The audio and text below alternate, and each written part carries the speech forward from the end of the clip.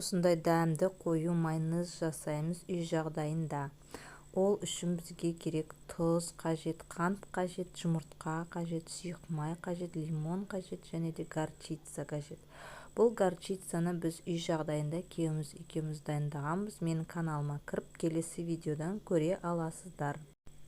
Бір ыдысқа шай қасықпен қантымызды және де тұзымызды салып аламыз. Жарты шай қасықтан және де 2 ас қасық лимонның согын сығып аламыз.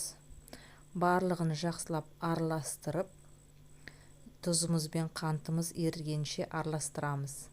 Және де 300 мл сұйық майды банкамызға құйып аламыз. Терең шұңғыл ыдыс болу керек. Менің видеом ұнап жатса, лайк басып, достарыңызбен бөлісіп, комментарий қалдырып отырыңыздар.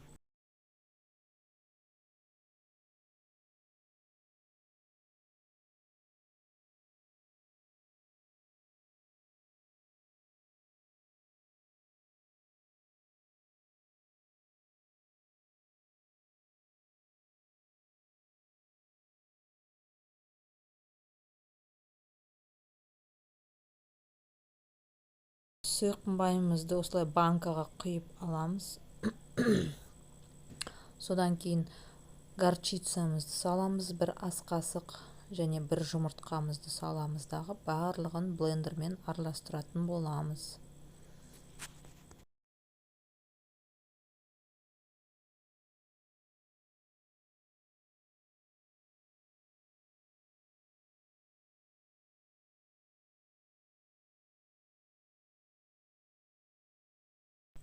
Міне дәмді майонезіміз дайын. 10 минуттың ішінде үйде осылай майонез дайындасаңыздар болады. Видеоны соңына дейін көргендеріңізге рахмет. Сау болыңыз.